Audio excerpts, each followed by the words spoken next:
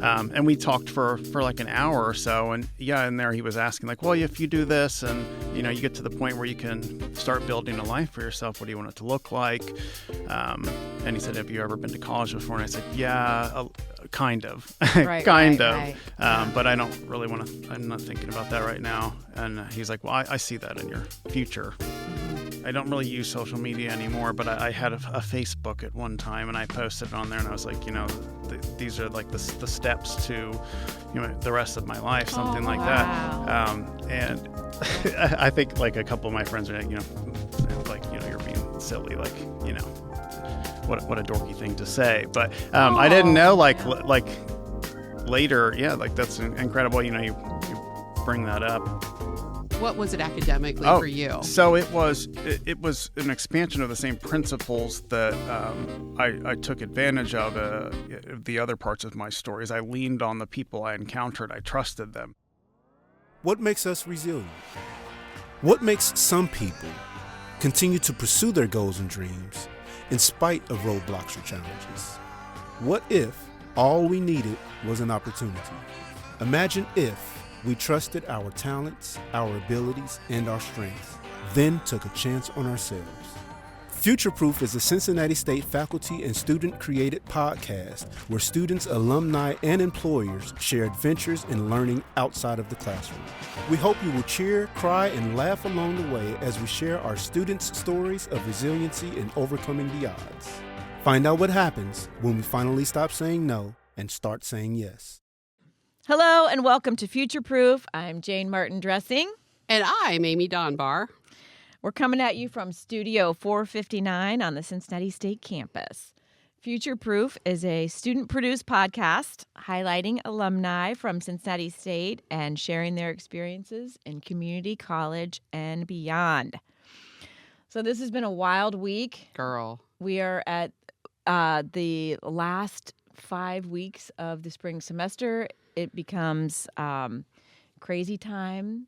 Everyone's super stressed out. We're getting all of the this is the time of the semester when you get all the emails, and some grandmas die, and some there's a lot happening that nobody is, There's a lot of faculty killing grandmas out there right now. Right it's now, really bad. There's a lot. And Amy and I are going to leave a week from tomorrow for a national conference. We are presenting at a national conference. And listeners, some of you may have heard us reference Laverne and Shirley because we love Laverne and Shirley, but we are going to have a Laverne and Shirley themed presentation. Jane, do you know that I have never presented at a national conference? Ever. Really? That surprises me, actually. I know. Wow. I never have presented at a national conference. Well, they only gave us about a half an hour. Can I say They're that we really asked, worried about... Can I say that we asked for an hour? I would like did. to say that. And also they put us on at like 4:30 in the late evening. Right. Nobody's going to be there. It's us or the nacho truck. And we think we're going to have about 4 people, and 2 of them will be us at the presentation. But it's going to be fun. We're going to have a great time. It's a wonderful conference, and we get to talk about the work that we're doing at Cincinnati State that we love, and how we've managed to do this work and have fun and be creative and do projects that we love and connect with students. Girl, I need you to know, and I told you this at the dinner that we had a couple weeks ago, but I have never done as creative of work that we get to do, including this podcast, or had as much fun with, and I'm having a lot of fun with you, and I appreciate your colleagueship a whole bunch. Jane Dressing's a class act, ladies and gentlemen. Aw, thank you.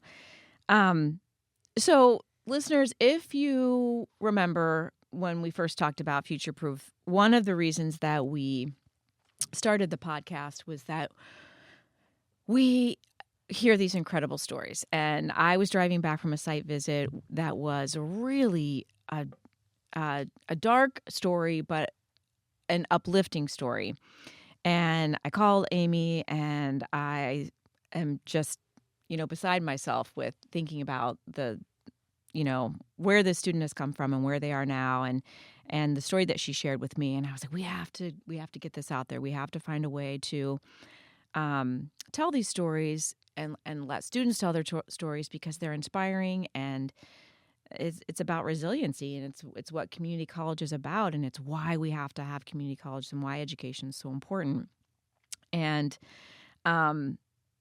we have managed to pull this off and to start FutureProof, and we have fun, and we joke, and we laugh a lot, but the reality is that some of our stories are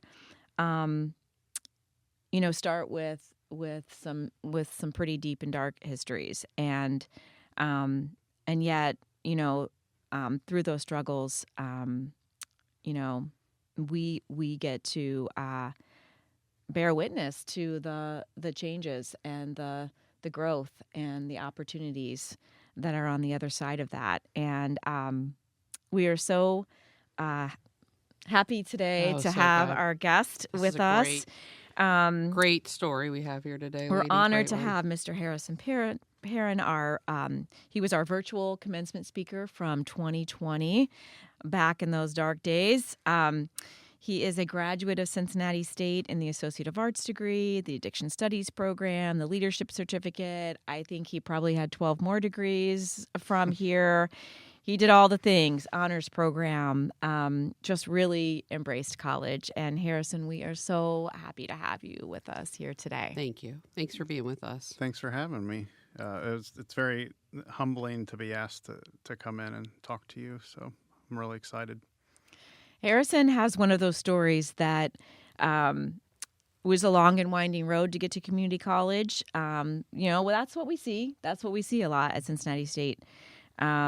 And Harrison, if you feel comfortable, you tell us a little bit about your route to community college.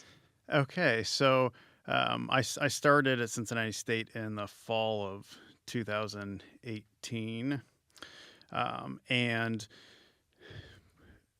it's hard to, like, in a short time, I guess, encapsulate that journey. I was exposed to the college experience briefly, straight out of high school. I went to what I think is still thought of as a really prestigious private school, Archbishop Moeller High School in Cincinnati, Montgomery area, and the plan was just to transition to University of Dayton and start my college experience there. Wasn't a good time for me. I wasn't a good student. I finished, I would say, like bottom third of my class at Moeller. And I didn't have a lot of good habits. I didn't have a lot of good social habits. And being put up in that situation by myself, essentially, or maybe not by myself is the way to say it, but to my own devices, up at University of Dayton. It was not a good choice for me to make then, evident by my immediate failure to attend class. Just not. I think you said that every in every way that you were unprepared, it became obvious. I love that when you said that. It was just all the ways that you realized I'm not prepared for the rigor, for the commitment, the time management, the all those pieces. Correct. Yeah. I said it better then. Thank you for recounting it You there. did. So every way that I was unprepared came right to the surface. It was I wouldn't even say I actually completed any courses there at all or got any grades. It was just withdrawal. This guy's not showing up. I was put on academic probation. If that doesn't get you on academic probation, I don't know what will. And I did 0 credits, does it? Hello. So I went back to the same behaviors the second term. And I had started to, really before I even went to University of Dayton, experiment, I guess, at the beginning of being about 16 with drugs and alcohol, mainly alcohol. My parents knew about it to some degree, but not to its fullest degree. Did some things to address it with me, and I was able to like keep myself together enough to where everyone signed off on like, this is a good idea. Like, you know, he can handle this. Start. Yeah, and I wasn't the first person in my family to go to college. My older brothers and my older sister all had been and graduated. My oldest brother went to Princeton. And then Stanford, and then Berkeley. My other brother is a graduate of Virginia Military Institute and has had a very prestigious position with the State Department for many years, and he's since retired. My sister graduated from Miami. So they were like, well, it was a recipe for success, but it wasn't. Yeah, there was some evidence to my family that, well, this will just fall in line. Yeah, all this will be okay. Yeah, it'll, Right. Previous history shows this will work out, and it didn't. I didn't work out there. I was sent out of University of Dayton. No one's paying for that, anymore. And was given a chance to go to Raymond Walters briefly to try to get myself back on track. I did the same thing there. Thinking back to then, I don't know what was really driving me to not just say like I don't want to do this right now. I don't think I'm ready. I think maybe part of me did want to do it. I'd seen my siblings, have great success, or what I tagged it as then is, they were doing respectable things, and I wanted that as well, but I didn't want to do the work that was required. I just wanted to do what I wanted to do, whether that was, sleep in or, treat people whatever way, or, and those things just don't match up. They just don't match up. Setting goals and reaching them is not consistent with the behaviors I was showing. So I spent really about 20 years accomplishing very little. I had two beautiful children in there in 2010 and 2012. My issues had ballooned into some legal problems surrounding like drug possession and theft, things to obtain substances. Everyone in my family was like, we don't know what to do anymore. Everybody's getting burnt out. To kind of toe the line with legal issues and probation and such, I was able to get employment, get an apartment just out of fear. I don't want to go to prison. You were keeping some things going. Some things afloat. Afloat. Maybe just my nose above the water. Right. I was just breathing. And eventually that fell apart because I was still being driven by the same, selfish values. And, it's all about how I feel. I don't feel like doing this today. Never really stepping outside of myself and seeing how what I was doing was affecting other people. So it inevitably falls apart, as it always does when that approach is taken. Yeah. So, I spent really 20 years up until 2017 just being deconstructed by my own behaviors until I was really I was 35 years old and was dropped off at the doorstep of Prospect House in Cincinnati, which is a long-term, very thorough substance use treatment program for men. Especially men suffering from housing issues, as I was. Right. I was homeless at that point. People had just, decided the only way to really get you to realize and to truly help, was to kind of close the door. And as hard as that was on family members, it was, we can no longer offer you a couch or a space to live, or, crash here, or it was, it's time for you to get the support you need. And I don't even know if they had the privilege of making such a thought process. I think they just didn't have the means anymore to assist me, and they didn't know what to do. So my mom had heard from someone who had heard from someone about Prospect House. my sister had heard of it and then was like, oh, I know someone that's been through there, and he's really great.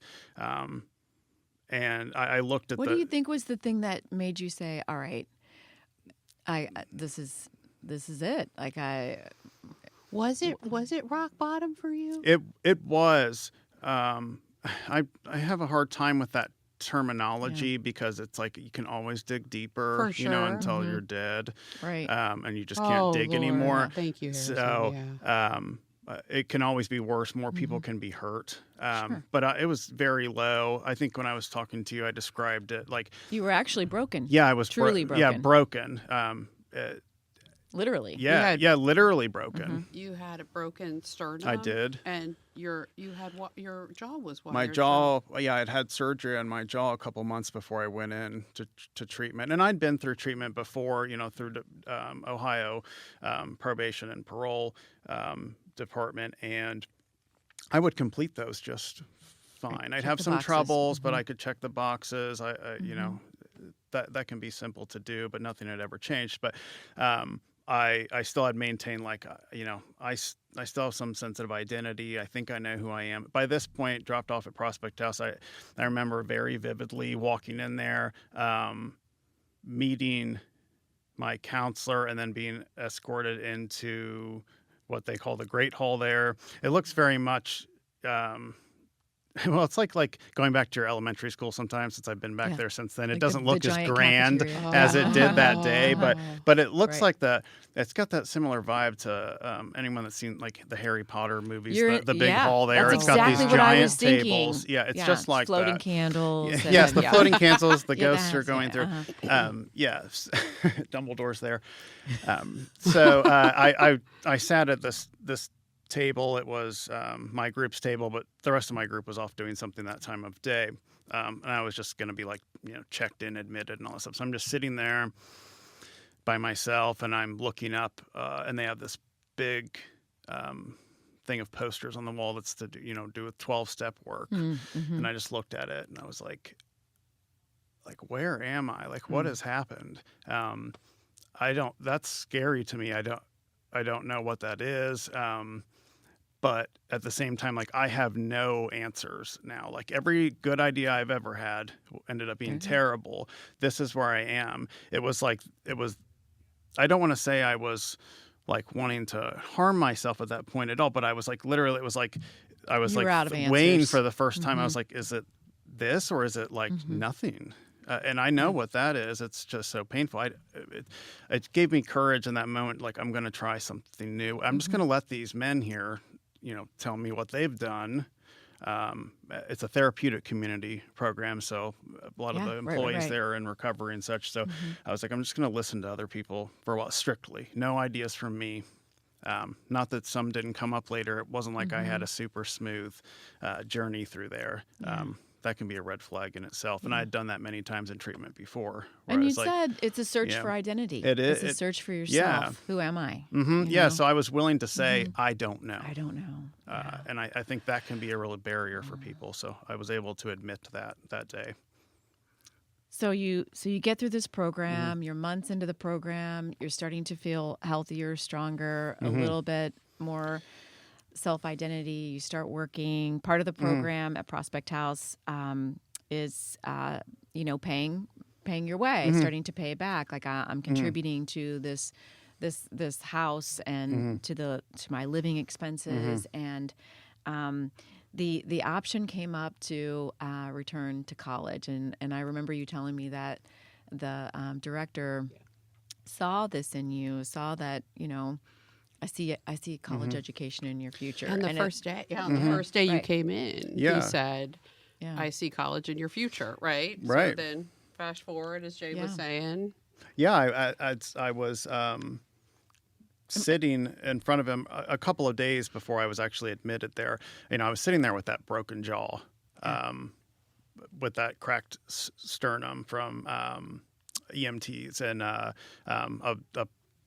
stranger, assisting me, when I had almost passed away one day from use, and I'm sitting there with that pain, and I was talking to Dr.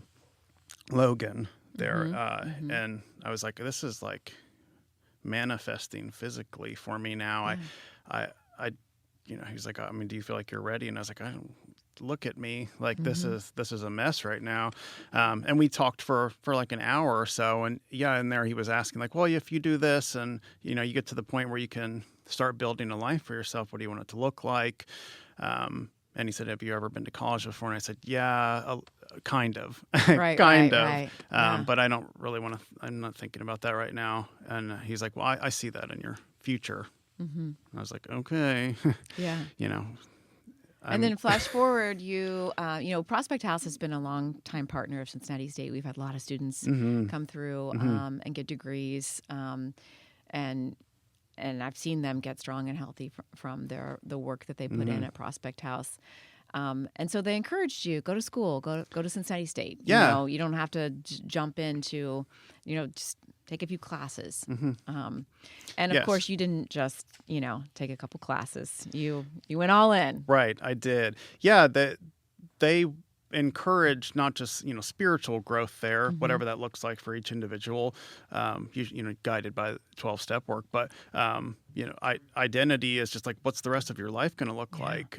Who do you want to be? What do you want to be in And that's not a question society? you ask when you're using. No, it's not. It's can I get through today? Yeah. Do I even want next to? week. So some people there had approached me when I was getting ready to move into phase 2 there, and was like, well, what am I going to do? I was like, it's some people's journey, and it's great. Like they like doing like factory work, or they're good at something. They have a skill already. I had nothing. So I was going to. Some would argue against that, but I hear you. Okay. I hear you. I hear you, Harrison. Well, whatever I had, I wasn't aware of it really. So I didn't know what strengths I might possess. Or even what I might enjoy doing. So I knew that I really liked being at Prospect House and working with the other men there, and being a part of that. So I was like, well, again, I'm going to kind of listen to their input. And a lot of them said, oh, we went to Cincinnati State, or they were still here. I believe at least one of the counselors came here for a little bit and then went on to UC, I think. So there was a lot of positive reviews of that, of being able to come here and be successful while still living on property at Prospect House, which they let you live there basically indefinitely until you and they are ready to agree that you're ready to move on. So you get to the school and you are going to make that first step into the building, and you talk about being at the bottom of the steps of Cincinnati State in 2018. Was it 2018? It was, yeah. And you were at the bottom, Central Parkway. I walk them sometimes. You and I have walked them. And so you're at the bottom of the steps looking up at Cincinnati State. And I took a picture of it that day. I was going to my first class. I think it was interpersonal communication with Janine Rosner. I think that's how her name is said. And I didn't know what to expect. I just was like, I'm just very excited to be here. Like, what an opportunity! Like, wow! Like, we've done so much at Prospect House, and all that stuff, and it's like, oh, here's like a step for like something I'm going to see if I'm interested in, like for the rest of my life as well. And I'm standing there at the bottom of the steps, and I think I didn't like know where to appropriately park. That's how I ended up way down there and not higher in the garage. But it worked out like poetically. I look up the stairs and I can see like the ATLC building at the top. And I just took a picture of it. And I don't really use social media anymore, but I had a Facebook at one time, and I posted it on there, and I was like, these are like the steps to, the rest of my life, something like that. And I think like a couple of my friends are, saying like, you're being silly, like, what a dorky thing to say. But I didn't know, like later, like that's incredible. You bring that up. I don't really think about it that much, but that was that in itself was not a moment. It was all the work since then. Yes. But it was like there are these like pinpoints where it's like, wow, like I recognized at that moment that I had an opportunity in front of me. Yeah. And some steps to work and climb. Correct. Yes. Correct. You climbed that hill. Yeah. You climbed that hill. Metaphorically. Yeah.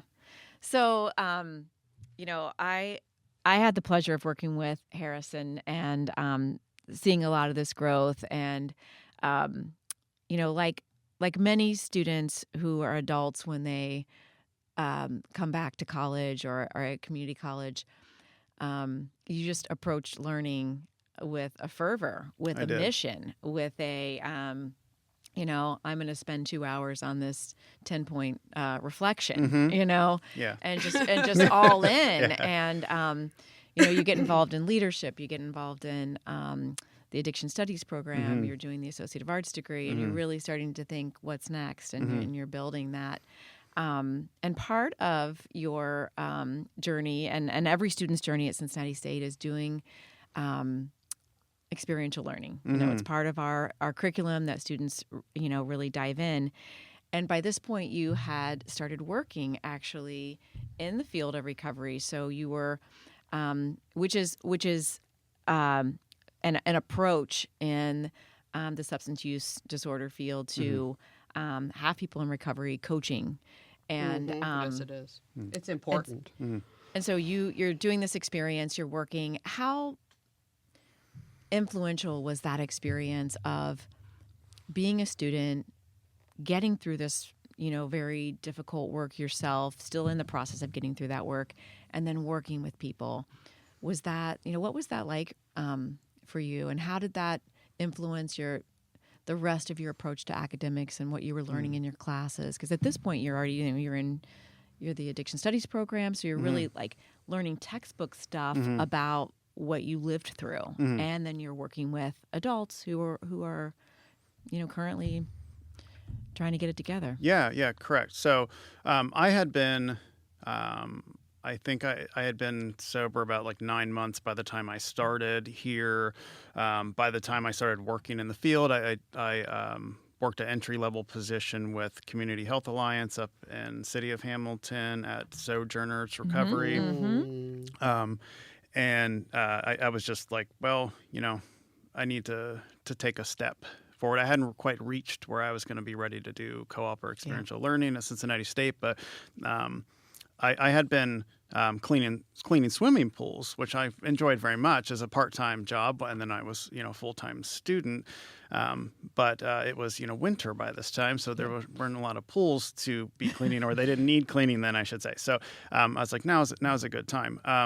So I started just kind of sending out a resume, and Sojourner Community Health Alliance hit me back, and I went up there for an interview. And yeah, it's a big shift to go from,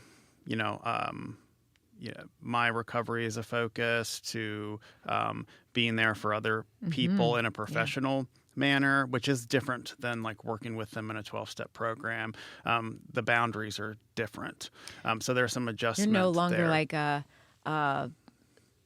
you're in this leadership role. Yeah, I'm not a Yeah, peer right. in that way anymore. And I was a treatment aide there.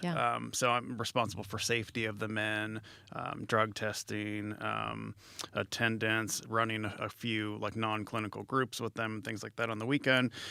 It was just a different level of responsibility, different level of boundaries. I couldn't be there. I wasn't their friend. We could have some conversations on the side about recovery, but you had to be very careful to not, create dual relationships with them outside of, I was an employee and they were a client there. I think that's a difficult jump for some folks to make. It's not that it was easy for me, but it's a change that has to be made if you're going to work in it professionally. You can't apply the same approach if I'm working in a 12-step meeting with some people that when I go into the professional realm. It's just different. It was just another like I'm at the bottom of the stairs again. Okay. Just a different set of stairs. And this is a juggle, right? Because you're a full-time student. You're working still your own, getting yourself strong, and then you're working with other people. Right. So it sounds like it was an incredibly challenging time too to balance all of these things. Yeah, that's and a really family and... Yeah, that's where things like things kept getting bigger. My life was expanding. Yes. Is a good way to say it. The life of the alcoholic gets very small, very small. Corner store and then home. That type of stuff, and that's how short it got for me at the end. That was my day. Go down there and get back. So it's just like it just kept growing exponentially. Yeah. Really, and starting in the field, and then by the time I linked up with you for experiential learning co-op stuff, it was my life. Yeah, it was really ballooning in a good way, in a great way. Family life as well. I had met who is now my wife by that time. So it just someone I used to say this all the time, and I was like, oh, it's kind of like a such a cliche, but it's very true. Like my cup was overflowing at that time. Yes. So and we ask this question of all of our guests, Mm-hmm. and I'm humbled to ask this of you because you are doing so much growth personally, spiritually, professionally, academically, and so I'm very clear that there was a lot of growth happening in your whole hemisphere for you. Mm-hmm. But as I asked this question, what was it about Cincinnati State where that contribute to your academic success? That's a really easy question for me to answer. Oh, it was hard to ask because I'm like, I don't want to minimize your story and your growth you're developing, but I wanted to know what was it academically for you? So it was an expansion of the same principles that I took advantage of the other parts of my stories. I leaned on the people I encountered. I trusted them. So when I came here, even from the woman who had administered the entrance test or whatever was so kind to me, talked to me beforehand, talked to me after, went over my scores with me, kind of laid out the essentials at the beginning of my academic plan. And that makes all the difference. You didn't think about how that one interaction for some people who are really at a vulnerable space in their life could say, okay, forget it. If she would have been any other way towards me, I think I would have lost. I might have lost confidence. And we don't realize maybe. that the journey and the strength it takes for a lot of people just to walk in the door. Correct. So because that was a big day just to come up here to take that test. So I was excited about it, but there was some fear there as well. Sure. So every from Janine Rosner, meeting her, just the energy in that classroom that first day. After the first exam that we took in that class, I think she could see how long we spent on it. It was an online exam. I didn't know that, but it was open time because it was essay responses. And I think I clocked in at 4 hours or something like that. And she approached me afterwards and she said, this is way too much. She's like, this is way too much. She's like, I'm telling you, she's like, it was amazing. I think she gave me 150. The test was only worth 100. She gave me 150. And she put my test responses up on the board in class, but didn't put my name on it, and was just trying to use it as an example of kind of things she was looking for. And no one had ever done anything like that for me academically before. It was my test responses, but that she had taken a step to, I guess, put a light on my efforts. She took time, and she did that after class as well. She was like, hey, you ever thought about the honors program? And I was like, I'm just one thing at a time here. Let me just please. Get through these. Let me get some credits. I was only a month. Something. I was only a month in to being here at that time. Wow. And she was like, she asked me and another student to stay after, and I was like, I don't know. She's like, will you at least meet Dr. Trapp? So I said, sure, I'll meet her. Dr. Trapp is head of our honors program right now. And she's incredible. So it was just one person taking time, which they didn't have to do that. Yeah, she didn't have to do that. She could have just give me a grade and moved on. And some instructors will do that, but she didn't. She took time to speak to me. She also took time to tell me you need to learn how to take your foot off the pedal. You can't not be pedal to the floor all the time. You're going to burn yourself out. It's like you were kind of making up for, like, I lost 20 years. I got to get my foot on the pedal to get. Do you think there was like some? Maybe it was some of that. I think I was just so excited is what it was. And as soon as I got one bit of positive feedback, I started to, I think I talked about this with you before the last week or something. I had started to say like maybe this is a part of my new identity. This can become part of, maybe I'm something that I didn't think that I was. And it's not that just like grades were monopolizing my new identity. Like, I'm just someone who gets good grades. It was like a participating student, a peer of these people, someone who listens.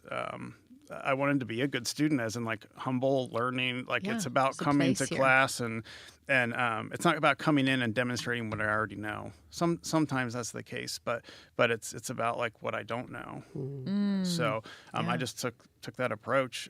It's the people, to give the simple, quick answer to your original question. It's the people that work here. And that's why we've said this before in other episodes, but that's why we're all here. We're all here for you. We are here for you and the Carlys and the Jasons and everybody to see how we can help folks get to where their goals and dreams are, wherever they begin, wherever they start. And so we are here for you too. So pandemic hits, during your time here, and but you're close to wrapping it up. You've become an outstanding student, a model student, involved in so many things, and you are asked to be the 2020 commencement speaker. We had a virtual commencement. The pandemic rocked the educational world, no doubt about it, the whole world, right? But community college was especially challenging because so many of our students, like you, were adult students. They were starting to really connect for the first time. They were really serious about their education. They needed to see people. They needed to be part of something. They needed to be present. They were college students in a whole new way. That being separated from that and working virtually, it was that big piece of identity, like you mentioned, and not having that. So you get through this program, they ask you to be the commencement speaker, and in your commencement speech, you talk about, being at the bottom of those stairs, coming to Cincinnati State. You talk about the how often we give ourselves reasons to not do things or to sort of talk ourselves out of things because taking a risk is vulnerable, and it could go the other way, right? There's the myth of sobriety that's drinking is going to make you feel better, and then there's the other side of that myth that everything's going to be great, and then there's that whole area in between of like, I don't really know what it's going to be, but I gotta try, I gotta get there, I gotta do it, and I gotta work, and we want to just. Oh yeah, we found the clip from your commencement. Beautiful, and we will share the link on our landing page. Jane told me about it, and I listened to it yesterday. And we're gonna play it here right now. But I listened to it yesterday, and I re-listened to it, and then I wrote your words down on a Post-it, and it is just so beautiful. I think we need to hear it here. About my story. In all my classes, I was honest about my story. Mrs. Rosner later recommended me for the honors program, and I met with the program chair, Dr. Trapp. I was hesitant again to take on a challenge, but I hadn't forgotten the words of my dad. Today, I find myself a graduate of the honors program, the addiction studies certificate program, and the Associate of Arts program. I'm an employee at a residential treatment center. I'm a present father for 2 children and a loving son to wonderful parents. I have a girlfriend I love and a family bigger than I could ever have dreamed. And dreams are beautiful, and aspirations and inspirations are very nice too, but no things are more important then looking for reasons we can do something, and then putting in the work required. We are all here today because we did just that. I love that. Thank you. And Harrison, that was 2020, and here in 2024, you have finishing up your master's degree. Yes. And went on to NKU, continued to work in the field of social work and counseling. And counseling. Oh, Sorry. yes. Okay. Oh no, counseling. I have a counseling degree too. I have my master's in counseling. yeah. It's very different. Yes. It's very clear. Sorry. No. We And- counselors like to think it's very different. We Yes, do. it is. We It know is. it is. And you are actually one of our sites Yes. for co-op and experiential learning I for love human services. I remember when Jane went on sabbatical, I reached out to you, and I could tell how very important Jane was to you because Jane was on sabbatical, and I was reaching out and saying, "What positions do you have?" And you were like, "Whoa, what'd you do with Jade Martin Dressing? Who are you? Who are you? Have some explaining to do, lady." And so now you work with our students currently. Yeah, I don't have a student there now, but the last one I had, it was the experiential learning. And it was like a last minute thing. I think something hadn't worked out with another site. And I was contacted, I don't remember by which one of you, I think, and the Yes, student, yes. and said, he needs to find a place where he can, get the certain amount of hours each week. And I was like, I work for Transitions in Northern Kentucky now, Yeah. specifically the Yes. Grateful Life Center, which is another long-term treatment therapeutic community program for men, similar but different in many ways as well from Prospect House. And we have a group there called Community where the gentlemen, get together, the peers there, and they, talk to each other and hold each other accountable for behaviors, trends, things that they're concerned about with each other. And we do allow people with previous knowledge of them coming and such to sit in when appropriate. And I was like, this would be a great opportunity. He can really see this stuff in action. So he came in and participated in that for several weeks. And it was a great experience.